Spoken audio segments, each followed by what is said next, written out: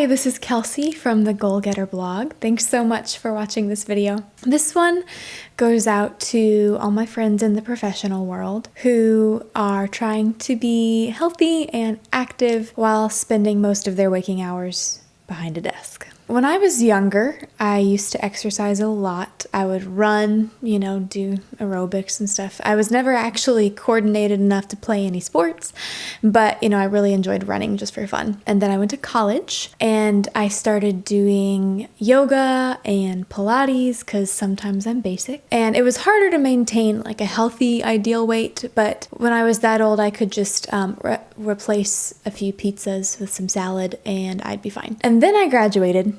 And then I entered the professional world, and managing my weight became a whole different ballgame because I was spending most of my time behind a desk and I wasn't ready for that. And it became a lot more than just eating salads instead of pizza sometimes. So I've learned a lot of ways that I've been able to maintain what I consider to be a ideal weight for my standards. So I thought I'd share those with you because I know that a lot of us are in this boat. One of the first things that I'd like to recommend that I think works out a lot is exercising before going to work. So I love this because it gets exercise out of the way. A lot of times if you decide to exercise after work, by the time 5 o'clock rolls around, you might not have as much willpower left over. So it's good to just get it out of the way before you're even awake. And by the time you actually wake up, you're just at the gym, so you might as well do it.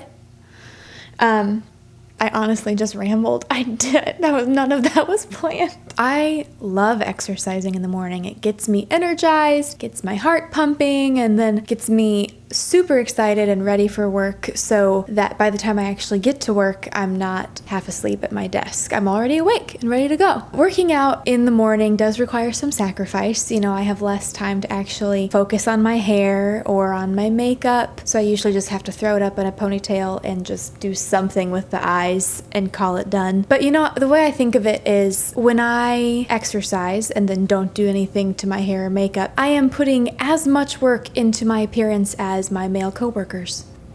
This next tip might be more for people that have kids at home. I would recommend trying to work out on your lunch break. So if you get an hour-long lunch break, or if you have more flexible hours that you could kind of wiggle things around, this would also be helpful for you too. If you've got a gym near your home or a park that you can walk in, I would recommend getting up on your lunch break and either eating super fast or eating while you're exercising, while you're walking in the park, and just running to the gym nearby and getting a quick workout in. I think this would work a lot better for people that have more flexible lunch hours. I only get an hour for lunch, so I tried this for a long time. Didn't work out so well because by the time I drove to the gym and changed, and then changed back into my work clothes and drove back, I got about a 20-minute workout in. But maybe you don't take as long to change as I do, or maybe you can wiggle some time around so you can be at the gym longer, whatever. But anyway, working out on your lunch break, a really good way to kind of reorganize your schedule, make sure you're being active and not just sitting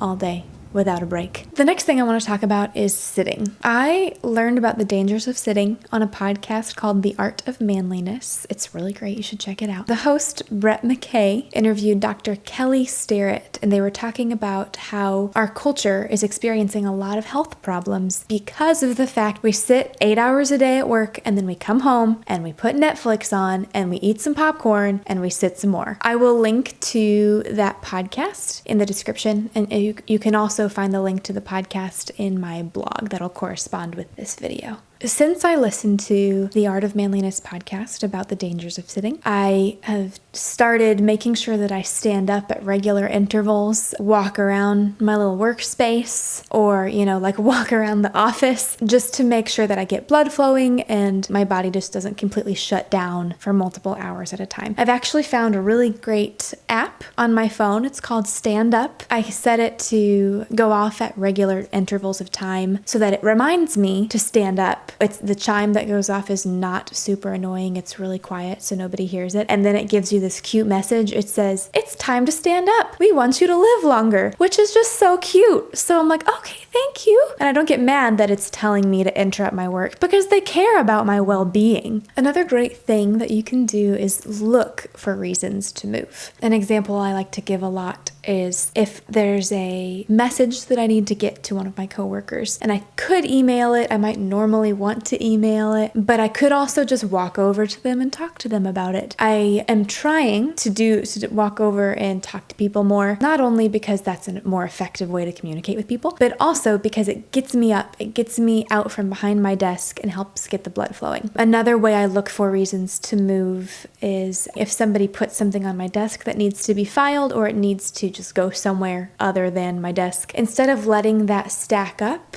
I get up immediately and put it wherever else it needs to go. That way, I'm taking those little intervals of time and I'm not sitting for such extended periods of time. Quick side note on things like that. If it's a really busy day, if I've got a lot of tasks to get done or somebody's really depending on me for a project, I tend to let those things stack up, chunk that time and sacrifice the sitting for longer so that I can make sure I am being more productive and being more effective. But if it's a slower day, I could take some time to get up and move around more.